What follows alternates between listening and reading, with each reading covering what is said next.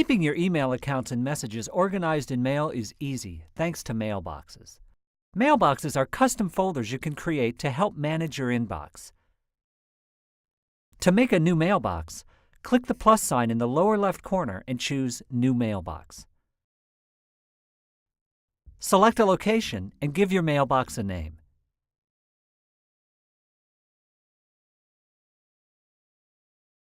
Now you can simply drag and drop messages into it. Create mailboxes to organize email from friends, family, and coworkers.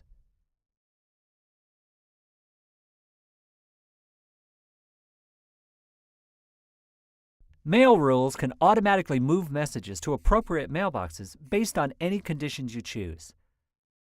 Let's create a rule that places email from Emily in the Friends mailbox. First, click Add Rule. Next, enter a description and set a rule to look for her address. Then select the action, in this case, moving the email to the Friends folder. Click OK to save your rule. Now, all messages from Emily will be placed in your Friends mailbox automatically.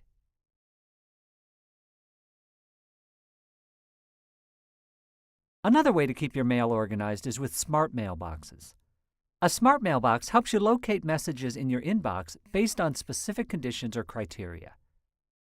To make a smart mailbox, click the plus sign in the lower left corner and choose New Smart Mailbox. Let's create a smart mailbox that looks for email with attachments. First, enter a mailbox name, and then select the condition Contains Attachments. Click OK to save your new smart mailbox. Now, all email with attachments will appear in this smart mailbox. These messages are still in your inbox. The smart mailbox just makes them easier to find. Parental controls help you manage how much time your kids spend on the Mac, protect them while surfing the web, and control who they can email and chat with. The first step in using parental controls is to create an account for your child. To do that, open Accounts in System Preferences. Then click on the plus sign in the lower left-hand corner. Next, enter your child's name, and you can choose to enter a password. When you're done, click Create Account. Now you're ready to begin setting up your parental controls. Click Open Parental Controls, and you'll be taken to the Parental Controls Preference pane. On the left, select which account you want to set up. Then, choose the type of controls that you want to set: System Controls, Content, Mail and iChat, Time Limits, and Logs. To control web browsing, click Content. Clicking here will prevent your child from accessing websites with adult content. Click the Customize button to further allow or deny access to specific websites. If your child attempts to visit a website that's not permitted, here's what they'll see.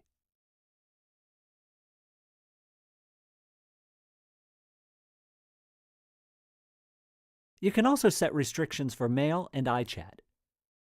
These checkboxes allow you to limit who they can exchange email with and who they can iChat with.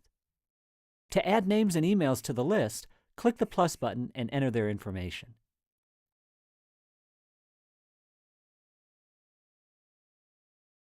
You can even choose to have a permission request sent to you if someone who isn't on the approved list attempts to contact your child.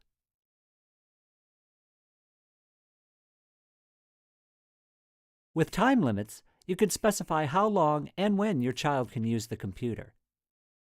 You can limit your child's computer use during the weekdays and then limit them a different amount of time for the weekends. When you set bedtime hours, the computer will automatically log out when the bedtime begins, and your child won't be able to log in again until the period is ended. Click the Logs tab if you want to see a detailed list of the applications your child used, the websites that were visited, and the iChats that they engaged in. You can view activity for the current day, week, month, or even the past year. With parental controls, it's easy to keep your child safe on the internet and keep track of where they visit and who they communicate with. If you're used to working on a PC, this video will show you some of the basic differences between using Windows and Mac OS X. Once you get to know the fundamentals, you'll find that it doesn't take long to get familiar with the Mac. The functions you're used to accessing from the Windows Start menu and taskbar are divided between the Apple menu at the top left of the screen and the dock at the bottom. The dock is a row of icons that provide one-click shortcuts to many of the things on your hard drive. These icons give you access to the programs or applications on your Mac. Just click an icon to run the application. When you do, a light appears underneath the icon to tell you that it's running. You can add any of your applications to the dock for easy access. To do that, open a Finder window and click on Applications in the sidebar. Select an application and drag it down to the dock. To remove an item, just drag it from the dock to an empty area of your desktop. But don't worry, this doesn't delete the original item that's still on your hard drive. On the right, just beyond the dividing line, you'll see 3 stacks, which are shortcuts to folders on your hard drive. The first is for your applications. Click on it to see all of the programs in your Applications folder. Click on the Documents stack and you'll see everything in your Documents folder. Then just click on any item to open it. And finally, click on the Downloads stack to see all of your recent downloads. The right side of the dock also holds your minimized windows, just like the Windows taskbar. To minimize a window, click the yellow button and it'll be sent to the dock. To open the window again, just click its icon. The green button will maximize the window to show as much content as possible. To close the window, just click the red button at the top left. The trash is at the far right side of the dock. To delete an item, just drag it to the trash, as you would the recycle bin on Windows. To empty the trash, select Empty Trash from the Finder menu at the top of the screen.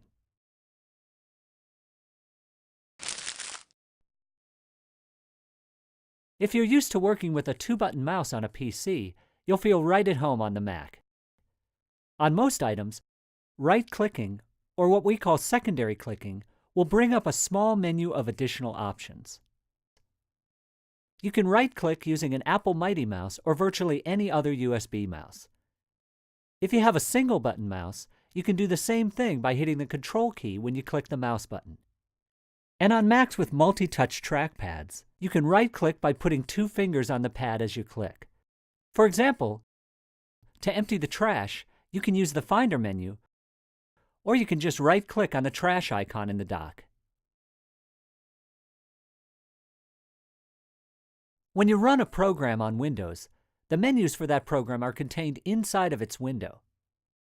On the Mac, programs are called applications, and when you launch one, its menus always appear at the top of the screen in the menu bar. It's easy to know which application you're currently using because its name will be next to the apple at the top left. And when you switch applications, the name switches too, so you'll always know what application you're currently running.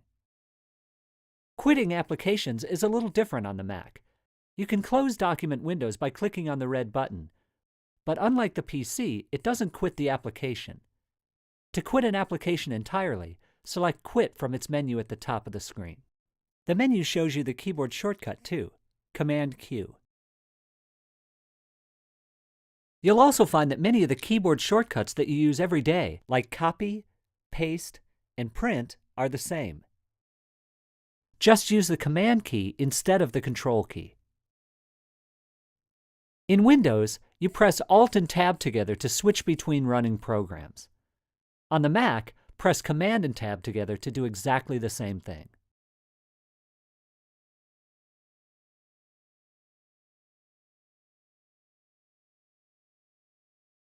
On Windows, you use Windows Explorer to view, organize, and manage your files. On a Mac, you use the Finder. To open a Finder window, just click on the Finder icon. It's always the first icon in the dock. On the left side of the Finder window is the sidebar. It gives you access to hard drives and other attached devices, shared or networked items, common places, and an area containing smart searches for recently created items, images, movies, and documents. Across the top of each Finder window are the View buttons. You can see the contents of any folder as a group of icons, a text list, in column view, or using CoverFlow. CoverFlow lets you flip through documents like you flip through albums in iTunes, making it easy to spot the files you're looking for.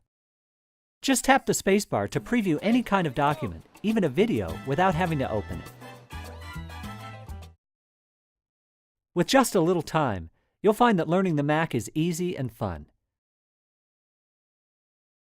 To learn more about using the Mac, visit apple.com/findOutHow.